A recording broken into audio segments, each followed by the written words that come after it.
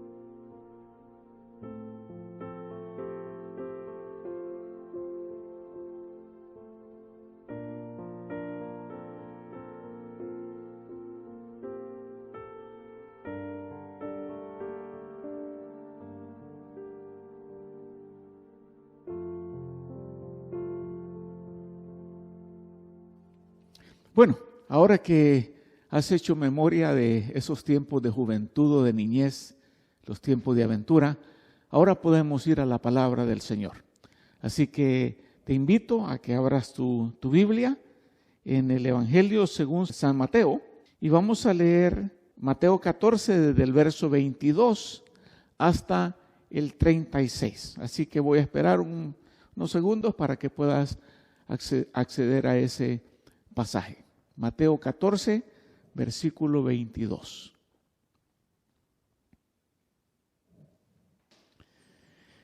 Dice así la palabra del Señor por medio de Mateo. Enseguida Jesús hizo que los discípulos subieran a la barca y fueran delante de él a la otra orilla, mientras él despedía a la multitud. Después de despedir a la multitud, subió al monte a solas para orar. Y al anochecer estaba ahí solo. Pero la barca ya estaba muy lejos de tierra y era azotada por las olas porque el viento era contrario. A la cuarta vigilia de la noche, Jesús vino a ellos andando sobre el mar. Y los discípulos, al ver a Jesús andar sobre el mar, se turbaron y decían: ¡es un fantasma! Y de miedo se pusieron a gritar. Pero enseguida Jesús les dijo: tengan ánimo, soy yo, no teman. Y Pedro le respondió: Señor, si eres tú, mándame que vaya a ti sobre las aguas. Ven, le dijo Jesús. Y descendiendo Pedro de la barca, caminó sobre las aguas y fue hacia Jesús. Pero viendo la fuerza del viento, tuvo miedo. Y empezando a hundirse, gritó: Señor, sálvame. Al instante, Jesús, extendiendo la mano, lo sostuvo y le dijo: hombre de poca fe, ¿por qué dudaste? Cuando ellos subieron a la barca, el viento se calmó. Entonces los que estaban en la barca lo adoraron diciendo: en verdad, eres hijo de Dios. Terminada la travesía, bajaron a tierra en Genesaret. Y cuando los hombres de aquel lugar reconocieron a Jesús, enviaron a decirlo por toda aquella región de alrededor y le trajeron todos los que tenían algún mal. Y le rogaban que les dejara tocar siquiera el borde de su manto. Y todos los que lo tocaban quedaban curados. En los versos anteriores a los que acabo de leer, podemos ver que Jesús había encomendado una tarea impresionante a los discípulos.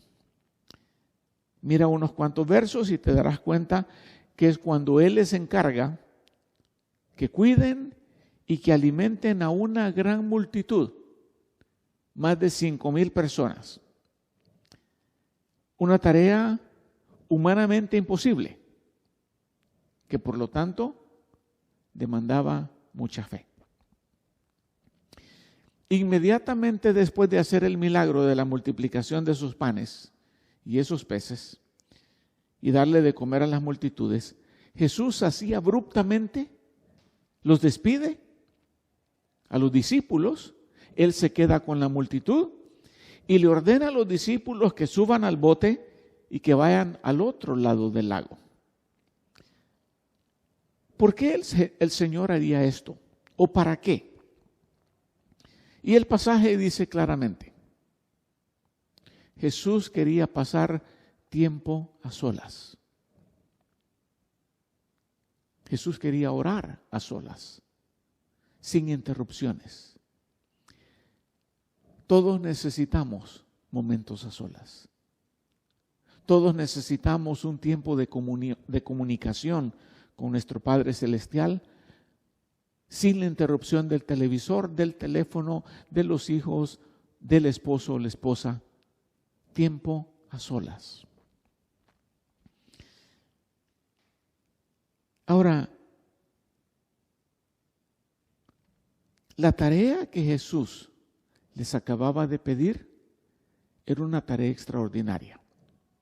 la que ahora les está pidiendo, o está a punto de pedir, a Pedro específicamente, también va a ser una tarea extraordinaria. Y toda tarea extraordinaria demanda valor. ¿Por qué? Porque cuando Él los ordena ir al bote, Jesús sabía que la travesía que ellos iban a enfrentar no iba a ser fácil. Y así en la vida, no siempre las travesías van a ser placenteras. Vamos a encontrar inconvenientes, especialmente cuando estamos tratando de hacer lo que Dios manda. Los discípulos obedientemente se subieron a la barca, empezaron a remar, pero muy pronto encontraron obstáculos y oposición. En este caso, el obstáculo era el viento que les era contrario. El viento se oponía a su avance. De acuerdo a este pasaje, no habían avanzado mucho, pero podríamos decir básicamente que se encontraban a medio mar. Y cuando digo medio mar no me refiero en el punto céntrico del mar, sino en el sentido de que ya estaban bastante lejos de la orilla como para poder regresar. Dice el verso 24, la barca estaba ya muy lejos de tierra y era azotada por las olas porque el viento era contrario. Si usamos nuestra imaginación, esta barca en la que ellos iban podría representar los proyectos de la vida, podría representar nuestros planes, nuestros esfuerzos y quizás podría representar nuestros ministerios. En esa barca vamos subidos. En este caso, dice que el viento, las olas y la oscuridad serían los obstáculos que no nos los dejaban avanzar en cumplir obedientemente lo que Jesús les había dicho de vayan al otro lado. Y así es cuando queremos obedecer al Señor. Va a haber obstáculos, va a haber oposición. Y algunas veces nos vamos a sentir como que estamos remando mucho, pero avanzamos muy poco. Y ese gran esfuerzo con pocos resultados va a servir para que el diablo nos tiente a renunciar o a tirar la toalla, como decimos, abandonar el esfuerzo. Pero es precisamente en esos momentos que debemos recordar que cuando nosotros ya no podemos, el Señor aparece para ayudarnos. Los discípulos se sorprendieron de ver esa figura ahí. Y a lo mejor nosotros nos sorprendamos de lo que Jesús haga delante de nuestros ojos. Se sorprendieron exaltados, asustados. Nunca habían visto algo así. ¿Qué veían ellos? No veían claramente la figura, el rostro de Jesús. Simplemente veían una figura caminando en el agua.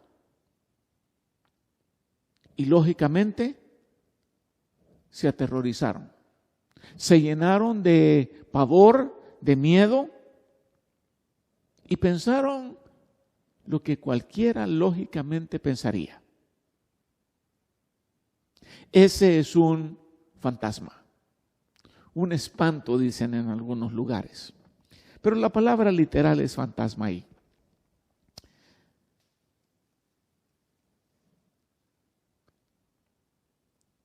En toda travesía, y más en las travesías de obediencia, vamos a encontrar obstáculo y oposición.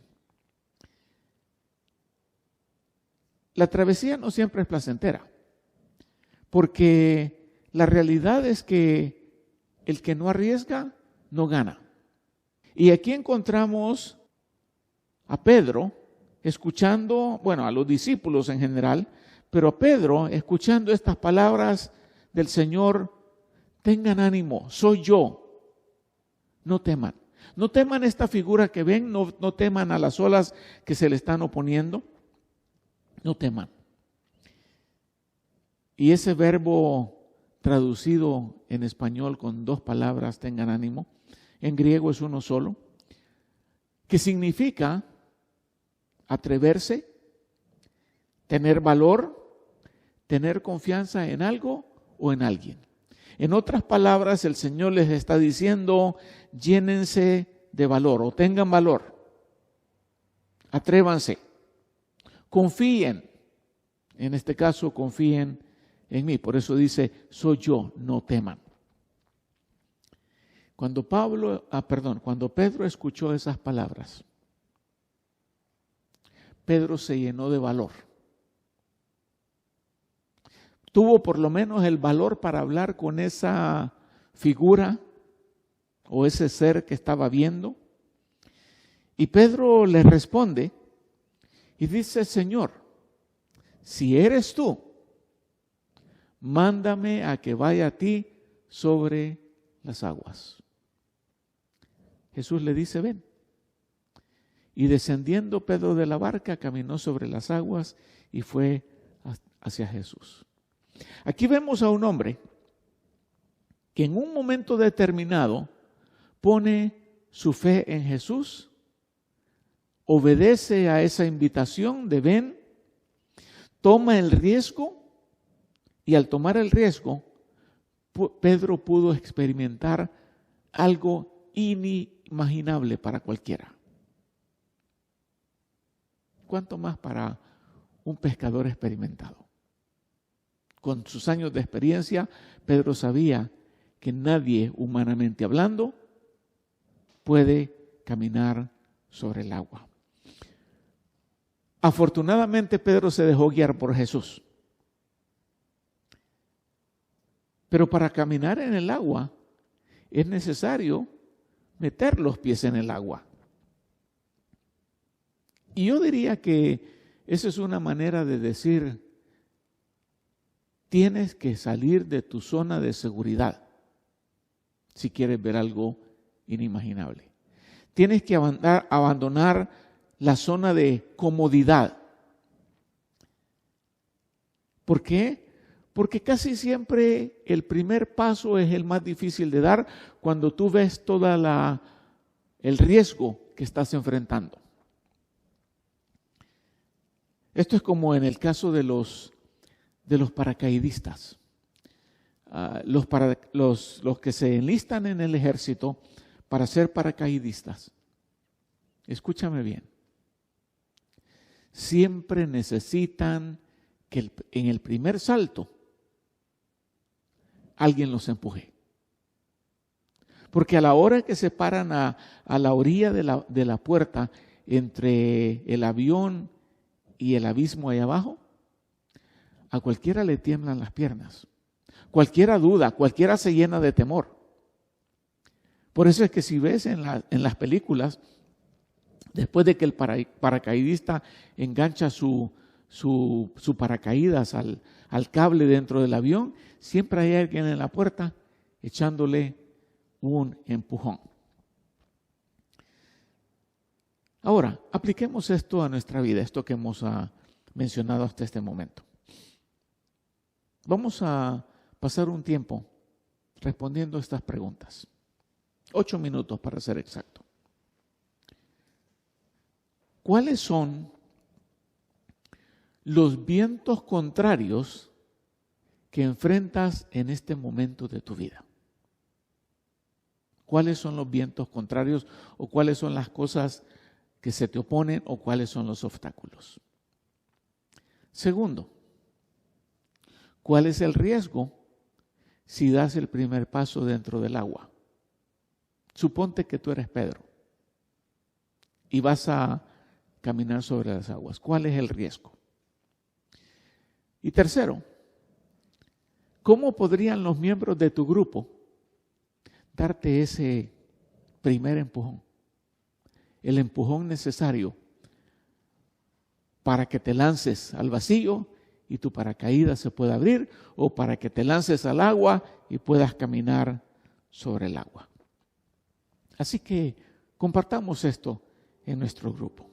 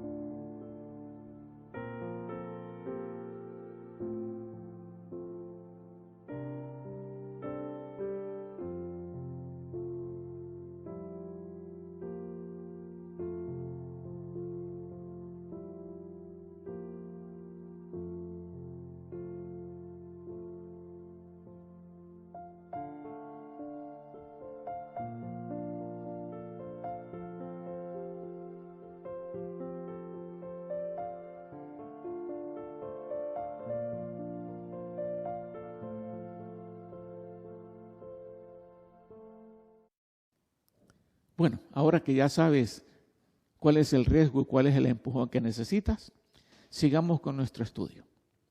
Hay una segunda lección ahí. Y esa lección es que toda empresa extraordinaria demanda fe. Desafortunadamente a Pedro, cuando ya le faltaba poco para llegar a Jesús, comenzó a hundirse. Dice el verso 30, que viendo la fuerza del viento, tuvo miedo y empezó a hundirse y gritó: Señor, sálvame. Todo iba bien. Pedro iba caminando sobre el agua. Pero ¿cuándo comenzaron a ir mal? Cuando Pedro empezó a depender de las circunstancias que le rodeaban y no de Cristo. Quitó sus ojos de Jesús, vio el viento que azotaba y empezó a hundirse. El Señor Jesús le dice a Pedro claramente cuál fue la razón de su fracaso. A Pedro le falló la fe.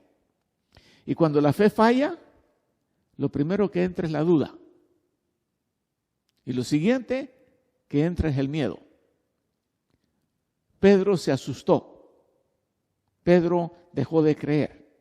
Y dice la Escritura en el verso 31 que al instante de empezar a hundirse y pedir ayuda, Jesús le extiende la mano. Dice al instante Jesús le extendió la mano, lo sostuvo y le dijo: por esto te pasó el hundimiento.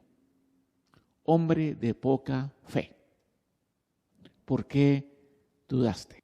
Y al hablar de fe, reconocemos que necesitamos fe porque la tarea que el Señor nos encomienda es impresionante.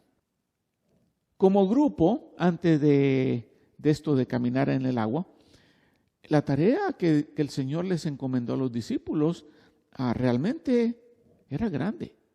Era darle de comer a una tremenda multitud. Y cuando el Señor les encarga la tarea, los discípulos dicen: pero Señor, ya el lugar está desierto, ya es hora avanzada, déjalos que vayan a ver qué coman. Pero Jesús les dice: no hay necesidad de que se vayan, ustedes denles de comer. Esa fue la tarea en grupo. Ahora, a uno del grupo, Pedro, le manda otra tarea impresionante, la cual es caminar sobre el agua. Humanamente hablando, las dos no podían hacerse. Sin fe, mucho menos. Y la primera tarea nos recuerda que cuando enfrentamos una tarea impresionante o extraordinaria, necesitamos fe porque nuestros recursos son limitados. En el primer caso, cuando le dicen: no, ustedes denle de comer, ¿con qué contaban los discípulos? Jesús les pregunta. Y ellos dicen: solamente tenemos 5 panes y 2 peces. ¿Qué son 5 panes y 2 peces para una multitud de más de 5,000 personas? No es nada. ¿Cómo le vamos a dar de comer a estos 5,000 con 5 panes y 2 peces? Ni modo que vamos a partir los 5 panes en 5,000 pedazos, mucho menos los 2 peces en 5,000 pedazos. Pero cuando ellos dijeron eso, solamente tenemos esto, estaban diciendo: Señor, nuestros recursos son limitados, no podemos hacer la tarea que nos estás encargando. ¿Qué hizo Jesús? Cuando ese pobre, no sé si niño u hombre, que tenía esos 5 panes y esos 2 peces, estuvo dispuesto a compartir, a dar todo lo que tenía, fue entonces que Jesús hizo esa obra milagrosa. Y puede que tú no tengas los recursos suficientes, pero cuando tú estás dispuesto a poner esos recursos en manos del Señor, el Señor puede hacer milagros. La Biblia dice que tenemos que tener fe porque el que duda es inconstante en todo lo que hace. Duda y fe van de la mano. Cuando Jesús nos manda a hacer algo, lo peor que podemos hacer es dudar. Dice Santiago, el hermano de Jesús, que la duda se opone a la fe. Y dice que cuando pidamos con fe, sin dudar. ¿Ves ahí la oposición? Si hay fe, no hay duda. Si no hay fe, va a haber duda. Porque el que duda es semejante a la ola del mar, impulsada por el viento y echada de una parte a otra. No piense pues ese hombre que recibirá cosa alguna del Señor. En otras palabras está diciendo, si tú estás dudando, si tú no tienes fe, no esperes que yo haga el milagro. La duda se pone a la fe. El que duda no recibe. Así como el que no arriesga no gana, el que duda no recibe. Mateo, en unos capítulos más adelante, relata el momento en que Jesús les respondió diciendo, en verdad les digo que si tienen fe y no dudan, no solamente harán lo de la higuera, porque el Señor había ido a una higuera y no encontró fruto, y el Señor maldijo la higuera y la higuera se secó y los discípulos estaban impresionados. Entonces fue que les dijo, si tienen fe y no dudan, no solamente harán lo de la higuera, sino que aún si le dicen a este monte, quítate y échate al mar, así sucederá. Y todo lo que pidan en oración, creyendo, lo recibirán. En otras palabras, no crees, no vas a recibir. Y aquí tengo otro tiempo que nos ayudará a aplicar estas verdades a nuestra vida. En los siguientes 7 minutos vamos a responder a estas otras 3 preguntas. Pareciera que me gusta ponerlas de 3 en 3, pero divido el tiempo. Te pregunto, y quiero que le respondas a tu grupo, ¿cuál encargo te ha dado Jesús que no estás llevando a cabo?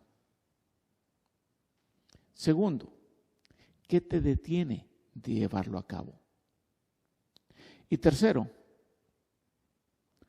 ¿cuál o cuáles dudas tienes o de cuáles dudas te debes de deshacer para tomar el valor de lanzarte al agua? Compartamos este tiempo en nuestros hogares.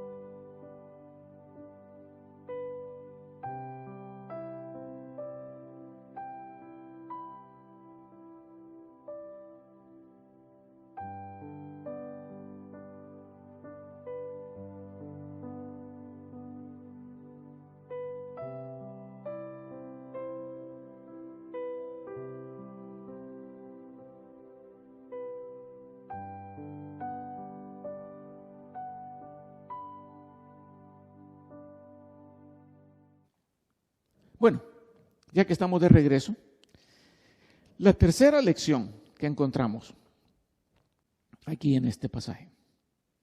En toda empresa debemos mantener la vista puesta en Jesús. En el caso de Pedro, Pedro quitó sus ojos de Jesús y los puso en las circunstancias. Necesitamos asegurarnos de mantener nuestros ojos en Jesús para no depender de las circunstancias. En todo el momento que los ojos de Pedro estuvieron puestos en el Señor Jesús, él caminaba sobre el agua. No se hundía para nada. Pero en el preciso momento que los quitó de Jesús y los puso a su alrededor, los puso específicamente en la fuerza del viento, en ese momento comenzó a hundirse. Y así es en la vida. Tal vez no nos hundamos completamente, pero en el momento que quitamos nuestra mirada de Jesús, empezamos a hundirnos. Dice el verso 30, que Pedro, viendo la fuerza del viento, tuvo miedo y empezando a hundirse, gritó: Señor, sálvame. ¿Qué vemos de esto? ¿O qué podemos sacar? Las circunstancias no siempre van a ir como nosotros las esperamos. Las circunstancias no siempre van a ser agradables. Al contrario, pueden ser negativas y pueden ser desanimantes. Tú no las puedes cambiar, pero el Señor puede cambiarlas. Ya en otra ocasión el Señor había callado la tormenta cuando el barco se les hundía. Y bastó con una palabra de Él: calla o cálmate. Y el viento se calmó. Bueno, si Jesús pudo callar esa tormenta, de la cual Pedro fue testigo, ¿por qué no podría calmar el viento? Cuando Jesús nos da una orden, Él se asegura de darnos el poder de poner las circunstancias de tal manera que, aunque sean negativas, podremos superarlas para obedecer lo que Él nos ha mandado. Necesitamos mantener los ojos en Jesús para no depender de nuestras habilidades. ¿Cuál era el oficio de Pedro? Pedro era pescador, correcto. ¿Tú crees que Pedro no sabía nadar? Si su vida se la pasaba allí en el lago de Galilea. Pedro, aunque como dije, estaban lejos de la orilla, Pedro podía haber nadado hacia la barca, que era lo que tenía más cerca. Pero Pedro necesitó que Jesús lo sacara del agua. No trató de regresar a la barca, simplemente gritó: Señor, sálvame. Ahora, te pregunto, ¿tú dependes de lo que sabes hacer o dependes de lo que Jesús puede hacer contigo? Porque yo creo que si yo hubiera sido en esa situación con la poca habilidad que tengo para nadar, probablemente ni a la barca hubiera llegado. Por lo tanto,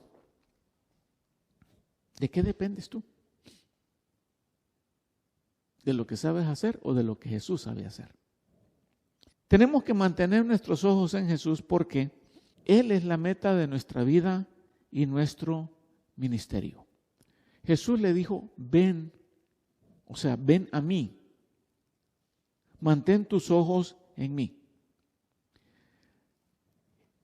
El escritor de Hebreos nos da una exhortación o una recomendación y pone a Jesús de ejemplo cuando dice que ya que nosotros tenemos alrededor nuestra gran nube de testigos que han vivido por fe, despojémonos también de todo peso y del pecado que tan fácilmente nos envuelve, y corramos con paciencia la carrera que tenemos por delante, puestos los ojos en Jesús, puestos los ojos en la meta, el autor y consumador de la fe, quien por el gozo puesto delante de él soportó la cruz, despreció la vergüenza y ahora está sentado a la diestra del trono de Dios. El verso es bastante claro. Mantengamos nuestra mirada en Jesús.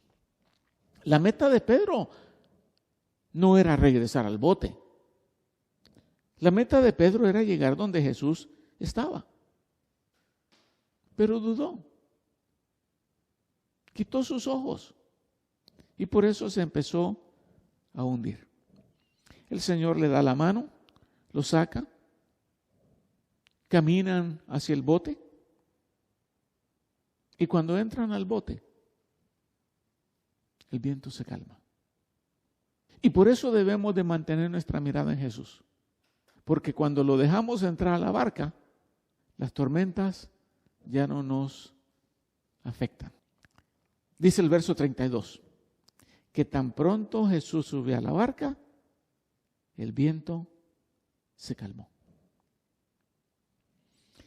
Y la realidad es esta. Mucha gente vive en medio de vientos contrarios, en medio de tempestades, por la simple razón de que no quieren dejar entrar a Jesús a su barca.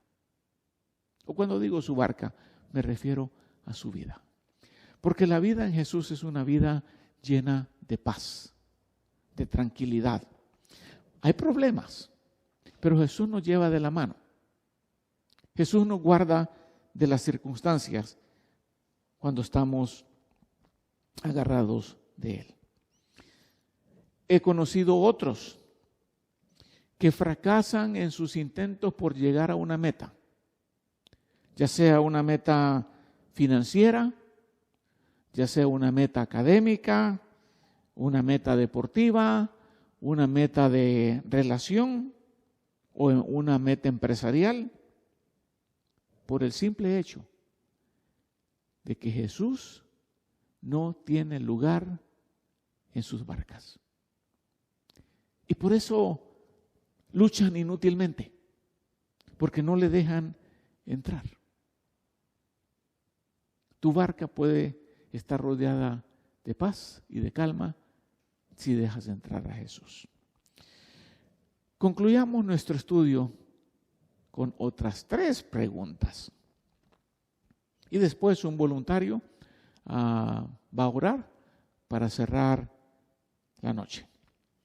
Pregunta número 1. ¿Está Jesús en tu barca? ¿Estás seguro? ¿Sí o no? Segundo, ¿en cuáles áreas de tu vida todavía no le has cedido el timón de tu barca a Jesús? O sea, todavía eres tú el que controla esa área. Y tercero, ¿cuándo le vas a soltar el timón a Jesús? ¿Cuándo le vas a decir, Señor, toma control de esta área de mi vida? Compartamos y luego concluimos en oración.